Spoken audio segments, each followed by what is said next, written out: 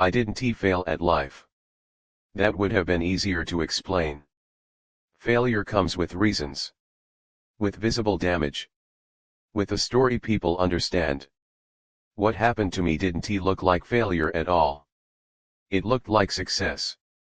I kept showing up. I kept functioning. I kept doing what was expected of me with just enough consistency to avoid questions.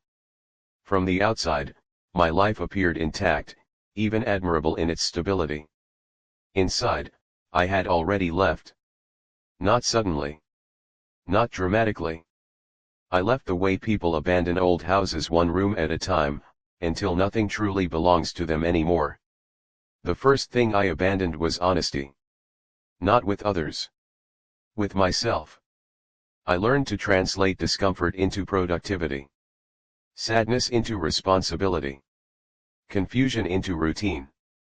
Every time something inside me felt wrong, I corrected it by doing more, fixing more, being more useful. That strategy worked for years. It also taught me how to disappear without anyone noticing. I told myself this was maturity. That adulthood meant learning how to suppress unnecessary questions. That wanting more was childish once you had enough. Enough money. Enough structure. Enough proof that you were doing fine. I repeated those words until they stopped sounding like lies. But my body kept interrupting the story. I felt it in the way mornings weighed on me before they even began. In the way evenings felt like something to endure rather than enjoy. In the strange exhaustion that followed me regardless of sleep. I wasn't tired. I was absent. There were moments brief and unsettling when I caught myself watching my own life as if it belonged to someone else. Conversations unfolded, decisions were made, plans were discussed and I participated, but without ownership. Like an understudy who never became the lead. I remember sitting in traffic one evening, staring at the red lights ahead, and realizing that if my life continued exactly like this for another 20 years, nothing catastrophic would happen. And that thought terrified me. Because catastrophe would have justified escape. What I felt was worse, a quiet agreement to keep going indefinitely. I had become skilled at endurance. I could tolerate dissatisfaction without complaint. I could adapt to almost anything as long as it didn't require me to confront myself directly. People admired that about me. They called me steady. Reliable. Grounded. What they didn't see was the cost. Every year, my world grew smaller. Not physically, emotionally. Fewer risks. Fewer questions. Fewer parts of myself allowed to speak. I didn't lose my dreams in a single moment. I negotiated them away. One by one. I told myself I would revisit them later, when circumstances were better, when I was more secure, when it made sense. Later became a place I never reached. I noticed how often I said yes out of habit, not desire. How often I stayed silent to avoid friction. How often I chose what was reasonable instead of what felt true. Those choices didn't feel dangerous. They felt polite. That's the danger. One night, lying awake, I tried to remember the last decision I had made purely because I wanted to, not because it was logical, expected, or safe. I couldn't. That realization landed slowly, then all at once. I had been living a life designed for continuity, not presence. Everything was optimized to keep going. Nothing was designed to keep me alive inside it. I started to understand why the idea of disappearing appealed to me, not dying, not escaping in some dramatic way, but simply leaving. Changing context. Becoming anonymous. Dropping the version of myself everyone relied on. It wasn't freedom I wanted. It was silence. Silence from expectations. From roles. From the constant performance of being someone who had it together. That desire scared me. Because wanting to abandon your life isn't about weakness. It's about exhaustion. I didn't hate my life. I had simply stopped participating in it. And the most frightening part was this: No one had taken it from me. I had stepped away voluntarily, convinced I could return whenever I wanted. But life doesn't wait for your return. It keeps moving, quietly filling the space you vacate. And one evening, sitting alone, I finally admitted what I had avoided for years: I wasn't living badly.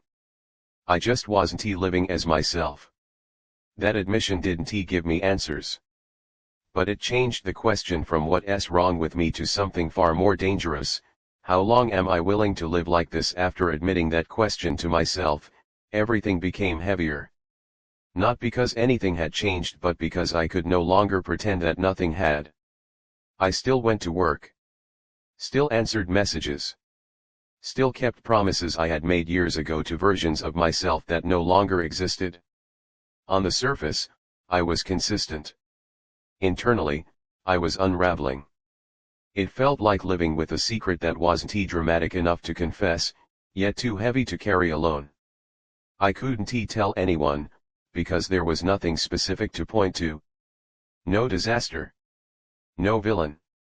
No clear injustice. Just a quiet realization that my life was running without me. I began to notice how often I dissociated from my own days. Hours passed without memory. Conversations ended and I couldn't recall what I had said. Decisions were made automatically, like muscle memory rather than intention. I wasn't depressed. That would have implied sadness. What I felt was emptiness with momentum. A life that kept moving forward even as my inner participation faded. At night, the thoughts came. Not loud. Persistent. They arrived when distraction failed, when screens went dark and the noise settled. That was when the question returned, reshaped slightly each time. Is this who I am now? When did I agree to this life? What exactly am I waiting for? Waiting became my primary action. Waiting for clarity. Waiting for courage.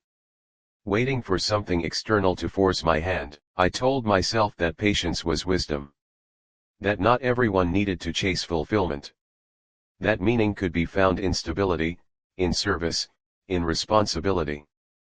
But responsibility without choice turns into captivity. I started feeling anger, a low, unfamiliar heat under my ribs. Not toward others. Toward myself. Toward the years I had spent being careful when I should have been curious. Toward the risks I never took because they didn't come with guarantees. That anger scared me. So I tried to neutralize it the way I neutralized everything else. I worked more. Planned more. Controlled more. The more control I exerted over my life, the less alive it felt. I realized how deeply I had internalized the belief that discomfort was dangerous. That conflict was failure. That wanting more meant being ungrateful. Those beliefs kept me compliant and invisible. People relied on me because I was predictable. Because I didn't disrupt. Because I didn't change. I had become a stable surface others could lean on. But I no longer recognized the person beneath it. There were moments when escape fantasies became vivid. Not heroic reinvention, disappearance. A different city. A different routine. A version of myself with no history attached. The appeal wasn't novelty. It was erasure. The thought that scared me most wasn't what if I leave. It was what if I stay and slowly forget that I ever wanted anything else. I began to test myself with uncomfortable honesty. If no one needed anything from me, who would I be if I stopped being useful? What would remain if I chose uncertainty over predictability? Would I survive it? Those questions had no immediate answers. But they did something important. They made continuing feel dishonest. I noticed how often I agreed to future plans out of inertia. How often I committed to paths simply because they were already in motion.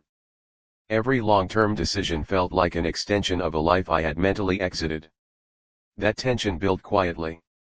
Not into panic, into pressure. I could feel something inside me reaching a limit.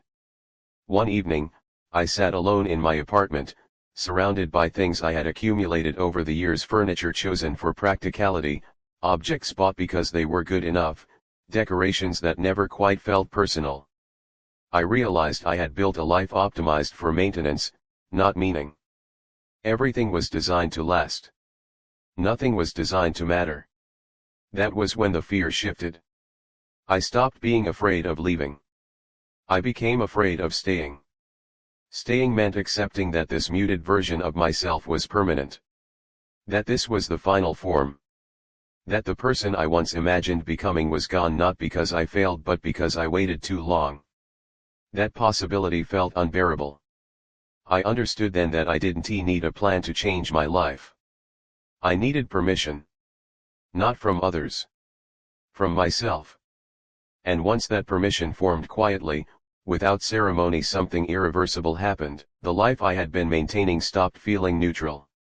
It started feeling wrong. And wrong is not something you can indefinitely endure. I didn't act immediately. But I stopped pretending that I wouldn't. And that was the moment everything truly began to break open. I didn't leave in a single moment. There was no suitcase packed in anger, no goodbye speech rehearsed in front of a mirror, no dramatic decision made at midnight. What actually happened was quieter. I stopped protecting the life I had already abandoned. For a long time, I had been maintaining it out of habit, fixing small problems, smoothing rough edges, reassuring people that everything was fine. That maintenance was the last thread tying me to a life I no longer inhabited.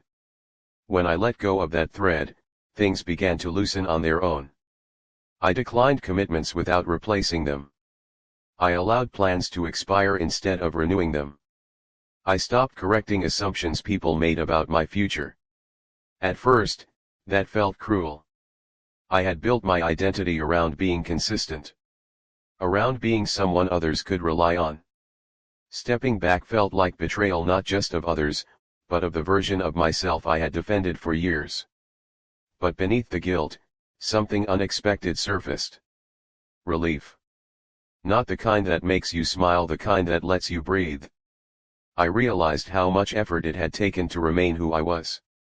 How many small adjustments I made every day to fit a shape I had outgrown. Letting go of that effort felt like finally setting something heavy down. The world didn't react the way I feared. Some people didn't notice at all. Some noticed and quietly adjusted. Some noticed and pulled away. That hurt. But it also clarified something I needed to see. Much of my fear had been based on imagined consequences. On the belief that my absence would cause collapse. It didn't. The world reorganized. And so did I. There were moments of grief that caught me off guard. Not grief for the life itself, but for the years I spent convincing myself it was enough. For the parts of me that went dormant while I waited for permission to live differently. I grieved the time. Time is the one thing you can't rebuild. That grief didn't make me want to go back. It made me want to be present. Starting over wasn't inspiring. It was disorienting. Without the old structure, I didn't know how to measure my days. I had to learn what I liked without translating it into productivity. What I valued without checking whether it impressed anyone. Who I was without being useful. That process was uncomfortable. Silence became my teacher. In silence, I noticed how much of my previous life had been noise, constant obligation, constant justification, constant motion designed to prevent reflection. Without that noise, emotions surfaced in their raw form. Regret. Anger. Sadness. Relief. I didn't try to fix them. I let them exist. And they moved through me instead of settling in. That was new. I understood then that my life hadn't been empty.